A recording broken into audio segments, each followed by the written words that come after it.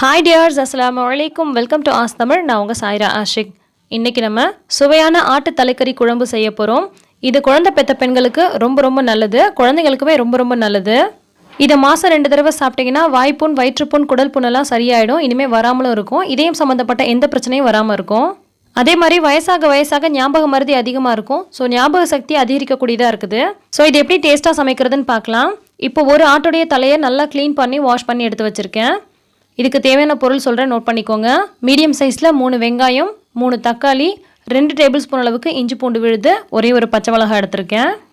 2 spoon அளவுக்கு தேங்காய் துருவல்ல 1 teaspoon அளவுக்கு மிளகு சேர்த்து நல்லா பேஸ்ட்டாக அரைச்சி வச்சுருக்கேன். இதுக்கு தேவையான மசாலா பொருளெல்லாம் ஒரு பிளேட்டில் எடுத்து வச்சுருக்கேன். இது தாளிக்கிறதுக்கு 4 கிராம்பு, 3 ஏலக்காய், 1 டேபிள் ஸ்பூன் அளவுக்கு மிளகாய்த்தூள், 1 டேபிள் ஸ்பூன் மல்லித்தூள், 1/2 டீஸ்பூன் மஞ்சள் தூள், 1 teaspoon garam masala, 1 teaspoon mutton masala எடுத்து வச்சுருக்கேன். இப்போ நம்ம தாளிக்க ஆரம்பிச்சிடலாம். ஒரு குக்கரில் தேவையான அளவுக்கு எண்ணெய் ஊற்றிக்கலாம். ஒரு 3 டேபிள் ஸ்பூன் ஊற்றினீங்கன்னா சரியாக இருக்கும். இப்போ நம்ம தாளிக்கிறதுக்கு எடுத்து வச்ச ஏலக்காயும் கிராம்பையும் போட்டு கூடவே ஒரு பச்சை மிளகாய் சேர்த்துக்கலாம். கூடவே நம்ம கட் பண்ணி வச்சுருக்க வெங்காயத்தையும் சேர்த்துக்கலாம். எல்லாத்தையும் சேர்த்துட்டு நல்ல நிறம் மாறி வர்றது வரைக்கும் வதக்கிக்கோங்க. தலைக்கறியில் முழுக்க எலும்புகள் நிறையா இருக்குன்றதுனால நிறைய பேர் இதை விரும்பி சாப்பிட மாட்டாங்க. ஆனால் இந்த மெத்தடில் செய்யுங்க, சூப்பராக நல்லா இந்த எலும்புகள் கூட பஞ்சு போல் வெந்திருக்கும். குழந்தை பெற்ற பெண்கள் இதை சாப்பிடும்பொழுது குழந்தைங்களுக்கு தாய்ப்பால் மூலிமா இதோட சத்து போகும்.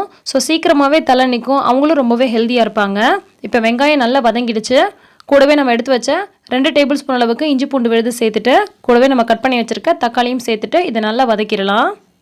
நிறைய பேர் ஆட்டுக்கறி அடிக்கடி வாங்கி சாப்பிடுவோம், ஆனால் தலைக்கறியெல்லாம் அவ்வளோக்கா வாங்க மாட்டோம். ஆனால் மாதத்துக்கு ஒரு முறையாவது நீங்கள் வாங்கி உணவில் சேர்த்துக்கோங்க, ரொம்ப ரொம்ப நல்லதுங்க. இப்போ தக்காளி நல்லா வதங்கி வந்துடுச்சு. இந்த மாதிரி நல்லா குழைய வதங்கி வரணுங்க.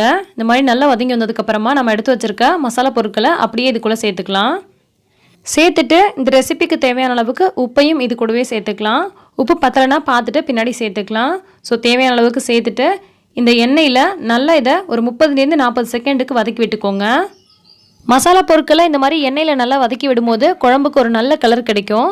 ஸோ இந்த மாதிரி எண்ணெயில் கொஞ்சம் நேரத்துக்கு நல்லா வதக்கி விட்டுக்கோங்க. மசாலாவோட பச்சை வாசனைலாம் போயிட்டு நல்லா வதங்கி வந்துருச்சு. இந்த ஸ்டேஜில் நம்ம எடுத்து வச்சுருக்க அந்த ஆட்டு தலைக்கறியை சேர்த்துக்கலாம்.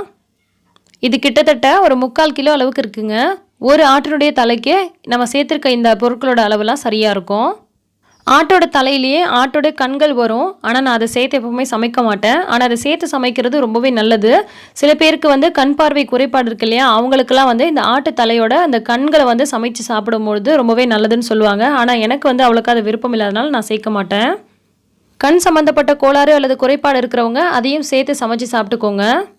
விருப்பம் இல்லாதவங்க அதை சேர்க்காம விட்டுருங்க. இப்போ இந்த மாதிரி தலைக்கறியை சேர்த்துட்டு 1 நிமிஷத்துக்கு நல்லா பரட்டி விட்டு வதக்கி விட்டுக்கோங்க. இந்த மசாலாவோட இது நல்லா கலந்து வரணும், அதனால் நல்லா பரட்டி விட்டுக்கோங்க. இப்போ நம்ம இதுக்கு தேவையான அளவுக்கு தண்ணியை சேர்த்துக்கலாம். நான் 1 கப் அளவுக்கு தண்ணி சேர்க்க போகிறேன். தலைக்கறி குழம்பு கெட்டியாக இருக்கக்கூடாது, கொஞ்சம் தண்ணியாக தான் இருக்கணும். ஸோ நான் 1 கப் அளவுக்கு தண்ணி சேர்த்துட்டு கூடவே நம்ம தேங்காயும் மிளகும் சேர்த்து அரைச்சி வச்சுருக்கோம் இல்லையா, அதையும் இது கூட சேர்த்துட்டு அந்த மிக்ஸி ஜார்லேயே கொஞ்சமாக தண்ணி சேர்த்து அதையும் அலசி ஊற்றிக்கிறேன். இப்போ இது எல்லாத்தையும் நல்லா கலந்து விட்டுறலாம். இந்த மாதிரி நல்லா மிக்ஸ் பண்ணி விட்டுட்டு இந்த சமயத்தில் நீங்கள் உப்பு காரம் சரியாக இருக்குதான்னு பார்த்துக்கோங்க. எப்போதுமே தலைக்கறி சமைக்கிறதுக்கு கொஞ்சம் தட்டையான அகலமான குக்கரை எடுத்துக்கோங்க. அதில் செய்யும்போது நமக்கு கிளறதுக்கு கொஞ்சம் வசதியாக இருக்கும், அதே மாதிரியே வேகிறதுக்கும் கொஞ்சம் ஈஸியாக இருக்கும். இப்போ இந்த மாதிரி நல்லா கலந்து விட்டுட்டு அந்த எலும்புகள்லாம் நல்லா இந்த கிரேவிக்குள்ளே அழுத்தி விட்டுக்கோங்க. இது கொதி வர ஆரம்பித்ததுக்கப்புறமா குக்கரோட மூடியை மூடிட்டு இதை ஒரு 8லேருந்து 9 விசில் விட்டுக்கலாம். இதுக்கு 6-7 விசில் விட்டாலே போதுங்க. ஆனால் நம்ம 8 அல்லது 9 விசில் விட்டோம்னா அந்த எலும்பெல்லாம் நல்லா வெந்திருக்கும். ஸோ மென்று சாப்பிட்றதுக்கு ரொம்பவே நல்லாயிருக்கும். இப்போ ஒரு 8 விசில் போல் விட்டுட்டேன். இப்போ ஓப்பன் பண்ணி பார்க்கலாம். தலைக்கறி ரொம்பவே சூப்பராக வெந்து வந்திருக்கு. அந்த எலும்புகள்லாம் கூட ரொம்பவே சாஃப்டாக வெந்திருக்கு. கிரேவி பதம் நமக்கு பர்ஃபெக்டாக இருக்குது. உங்களுக்கு இன்னும் கொஞ்சம் கெட்டியாக வேணும்னா அடுப்பை பற்ற வச்சு இன்னும் கொஞ்சம் நேரம் கொதிக்க விட்டுக்கோங்க. ஆனால் இது ரொம்பவே பர்ஃபெக்டாக இருக்குது. ஸோ இப்போ கடைசியாக கொஞ்சமாக கொத்தமல்லி தழை தூவிட்டு நம்ம இறக்கிடலாம். அவ்வளோதாங்க, நமக்கு ஆட்டு தலைக்கறி குழம்பு ரெடி ஆகிடுச்சு. ரொம்பவே சுவையான ஒரு பர்ஃபெக்டான ஆட்டு தலைக்கறி குழம்பு சாதத்து கூட சாப்பிட்றதுக்கு ரொம்ப ரொம்ப சூப்பராக இருக்கும். கண்டிப்பாக நீங்கள் இதை செஞ்சு பாருங்கள். இடியாப்பத்து கூட வச்சு சாப்பிட்றதுக்கும் இது ரொம்பவே நல்லாயிருக்கும். இந்த ரெசிபி உங்களுக்கு பிடிச்சிருக்குன்னு நினைக்கிறேன். பிடிச்சிருந்தா லைக் பண்ணி மற்றவங்களுக்கும் ஷேர் பண்ணுங்கள். எல்லா புகழும் இறைவனுக்கே. நன்றி.